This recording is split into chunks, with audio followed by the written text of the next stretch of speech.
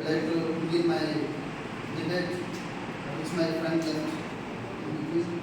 And the first thing when they have enacted the enactment based on the one is sacrifice, eating of meat, and another one is cutting of gold.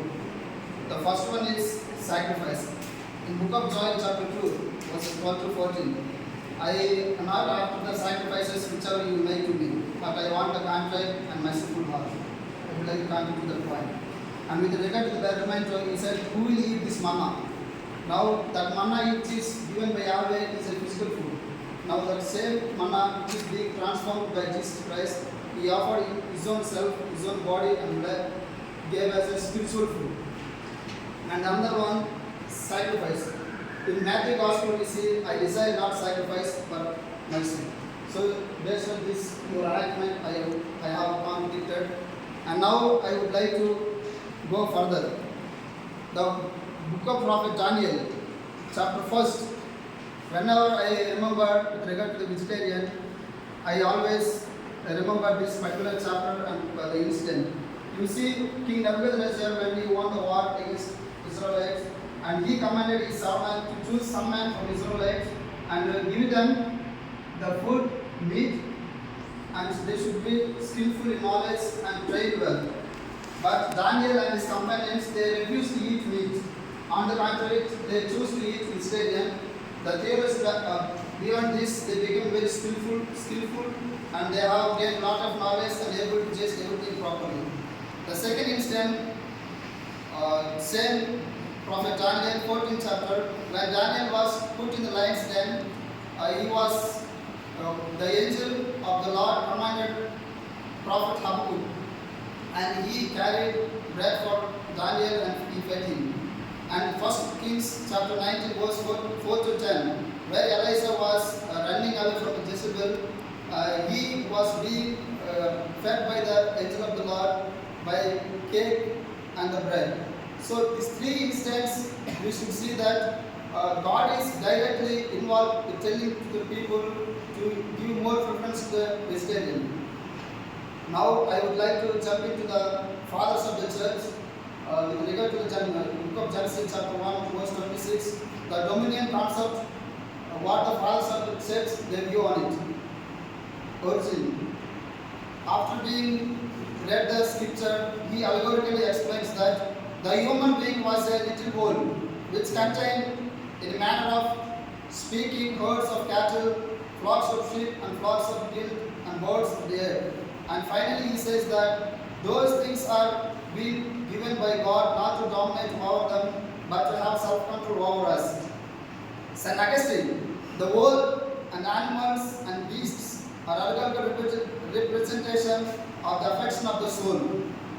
St. John Chrysostom, our ideas resemble brute beasts, and that we are enjoined to control and to tame them and submit them to rule based on our reason. St. Bonaventure very clearly says that exercising the Lord's command over the world, he says that the capacity to exercise dominion over the natural world and simply as an external sign of far more important and more moral self-mastery. And we are mastering over those things, we are not considering that they are the part of creation of God. And some of the Protestant theologians like Martin Luther and John Calvin, Martin Luther very clearly says that man and the animal were created by God, but it doesn't matter that he has to overtake over the animal and make use of for his own satisfaction.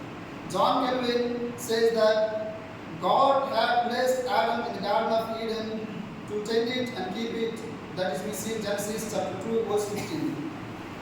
And another Protestant theologian, John White, argues that when God issued the command to subdue the earth, he meant that human beings were by culture and husbandry to manure and make it fit to yield fruits and to provisions for the future generations.